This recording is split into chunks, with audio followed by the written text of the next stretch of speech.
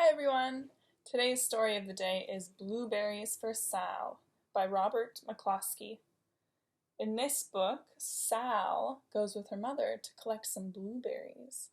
Sometimes we count along with her in my class, and you can try to count how many blueberries she collects in her pail, but you have to watch out because she doesn't put all the ones she picks in her pail. Some of them she puts in her mouth and eats them. So you can try to count along if you like that kind of thing. Blueberries for Sal.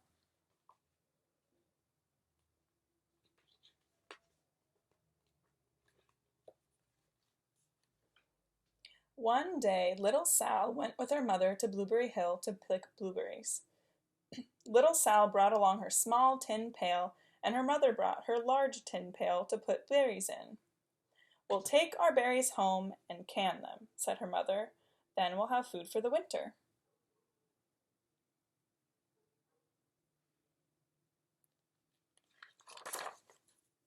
Little Sal picked 3 berries and dropped them in her tin pail. Kaplunk, kaplunk, kaplunk. She picked 3 more berries and ate them. Then she picked 3 more berries and dropped them one in the pail. Kaplunk. The rest she ate. Then little Sal ate all 4 blueberries out of her pail. Her mother walked slowly through the bushes, picking blueberries as she went and putting them in her pail. Little Sal struggled along behind her, picking blueberries and eating every single one.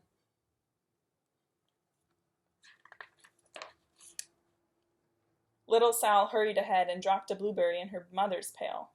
It didn't sound kaplunk, because the bottom of the pail was already covered with berries. She reached down inside to get her berry back. Though she really didn't mean to, she pulled out a large handful because there were so many blueberries right up close to the one she had tried to pick.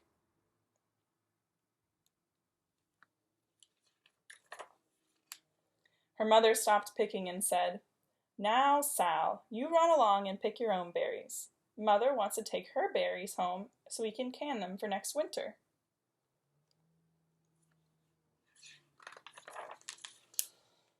Her mother went back to her picking, but little Sal, because her feet were tired of standing and walking, sat down in the middle of a large clump of bushes and ate blueberries.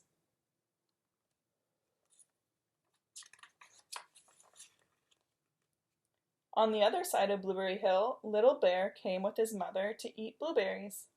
"Little Bear," she said, "eat lots of berries and grow big and fat. We must store up food for the long, cold winter."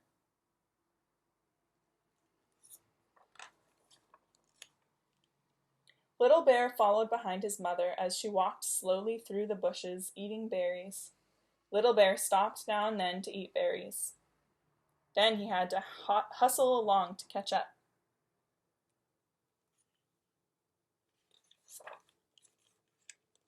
Because his feet were tired of hustling, he picked out a large clump of bushes and sat down right in the middle and ate blueberries.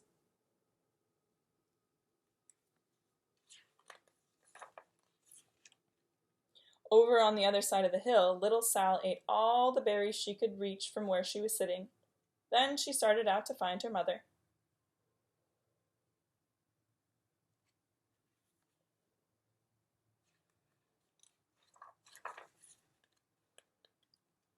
She heard a noise from around a rock and thought, "That's my mother walking along."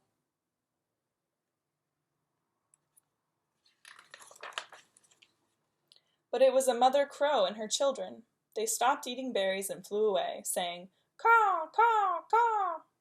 Then she heard another noise in the bushes and thought, "That is surely my mother.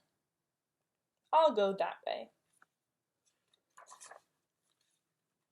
But it was Little Bear's mother instead. She was tramping along, eating berries and thinking about storing up for winter. Little Sal tramped right along behind her.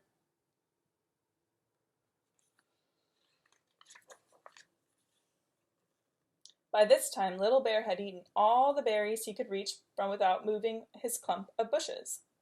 Then he hustled off to catch up with his mother. He hunted and hunted, but his mother was nowhere to be found.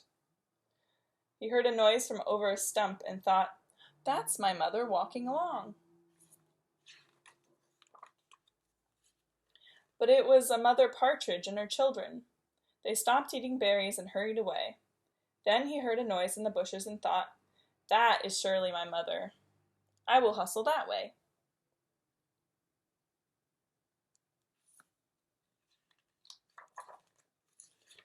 But it was little Sal's mother instead. She was walking along, picking berries and thinking about canning them for next winter. Little Bear hustled right along behind.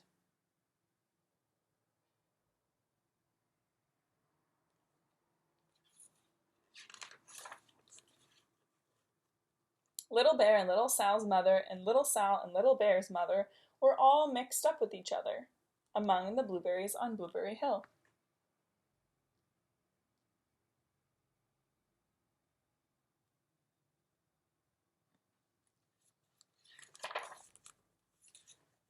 Little Bear's mother heard Sal walking behind and thought it was Little Bear. She said, "Little Bear, munch, munch, eat all you can possibly hold, swallow." Little Sal said nothing. She picked up 3 berries and dropped them kaplunk, kaplunk, kaplunk in her small tin pail. If you're counting, that was kaplunk, kaplunk, kaplunk, which is 3 berries. Little Bear's mother turned around to see what on earth could make a sound like kaplunk. "Goomph," she cried, choking on a mouthful of berries. "That is not my child. Where is Little Bear?" She took one good look and backed away. She was old enough to be shy of people, even very small person like Sal. Then she turned around and walked off very fast to hunt for Little Bear.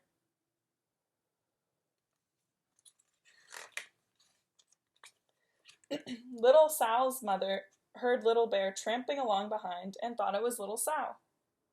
She kept right on picking and thinking about canning blueberries for next winter.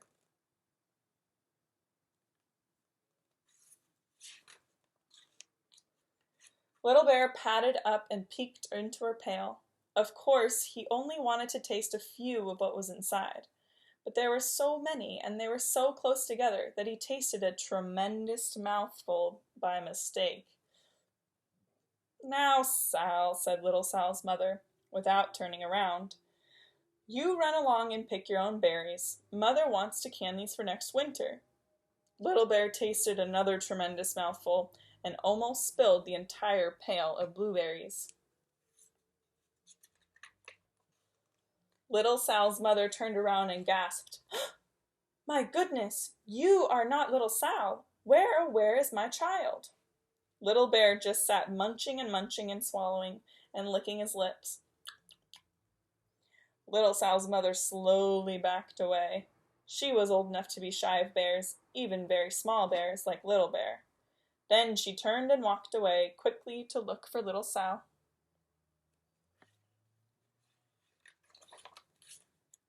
She hadn't gone very far before she heard kaplunk, kaplunk, kaplunk. If you're counting, that's kaplunk, kaplunk, kaplunk, which is 3. She knew just what made that kind of noise.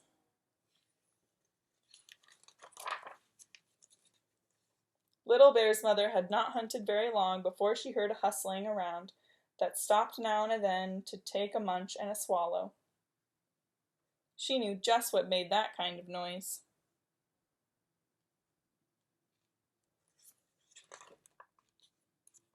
Little Bear and his mother went home down one side of Blueberry Hill, eating blueberries all the way, and full of food stored up for next winter. And Little Sal and her mother went down the other side of Blueberry Hill, picking blueberries all the way, and drove home with food to can for next winter. A whole pail of blueberries and 3 more besides.